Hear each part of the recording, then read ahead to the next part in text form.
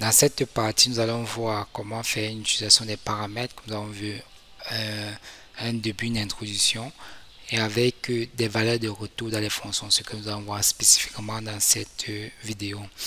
Donc ici, nous avons vu présentement comment déclarer nos fonctions en précisant qu'il fallait commencer par fonction, le nom de la fonction, mettre un certain nombre d'informations.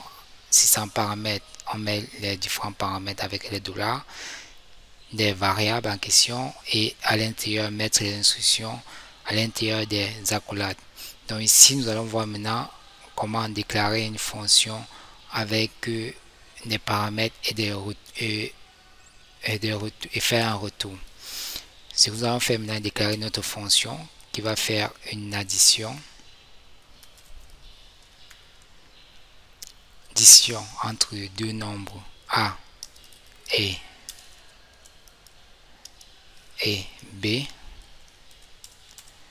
Maintenant, ce qu'on va faire maintenant, c'est que on va définir notre variable ici qui est résultat, qui va faire A plus B, et on va faire un return de résultat. Donc en faisant un return de résultat, ça va juste afficher le résultat proprement dit et non l'afficher. Ok, donc ici maintenant, si je veux dire faire l'addition, je peux définir ici. Je dis addition et je fais appel à cette addition en mettant maintenant, je vais faire l'addition entre 4 et par exemple 20. Et je finis avec point d'interrogation. Si j'enregistre, rien ne va afficher, même si j'ai fait appel, rien ne va afficher. Pourquoi? Parce que ceci fait juste un return et non un écho. En faisant un return, c'est que ça veut dire que comme je l'appelle ici, ça va affecter à ceci. Donc ça va affecter à cette variable ici. Maintenant, pour que ça affiche, je dois faire juste écho de addition, qui est une variable aussi. Ok, donc ici on peut faire une différence en disant que et dit peut-être je vais mettre C par exemple, et ici C, pour qu'on ne confond pas entre une variable et une fonction, parce que les fonctions alors de l'appel ça avait les parenthèses, les variables c'est 100, les parenthèses ça commence par $. Et là on voit que c'est 24, 4 plus 20 ça fait 24.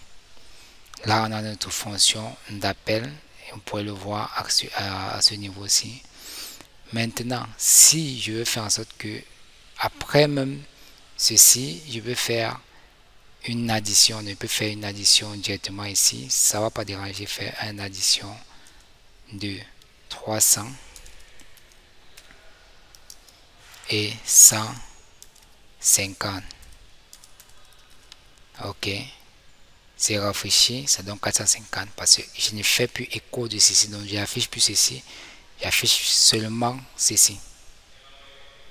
Et là, on a le résultat, on a le contrôle de retour et on a ça sans problème. On peut aussi faire un machin de retour avec une valeur. Je peux faire une valeur en disant que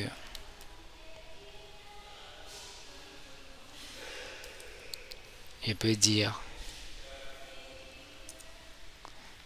le résultat de l'addition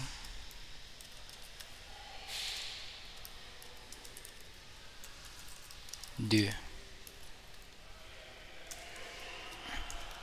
A plus B est égal à ceci. Et je mets plutôt ça ici au niveau de C. Et là, c'est rafraîchi. Vous voyez, le résultat de l'addition de 4 plus 20 est égal à 24. Et là, on a fini avec ce qui concerne les fonctions d'appel et tout ça. Et cela qui me permet d'avoir un certain nombre de paramètres, d'informations. On a défini un peu le canevas à suivre en ce qui concerne la gestion des fonctions, la structure de contrôle et tout ça. Mais principalement ici, avec les fonctions, c'est à peu près la base de ce qu'il faut connaître au niveau du PHP et on voit réellement, réactivement que c'est assez simple.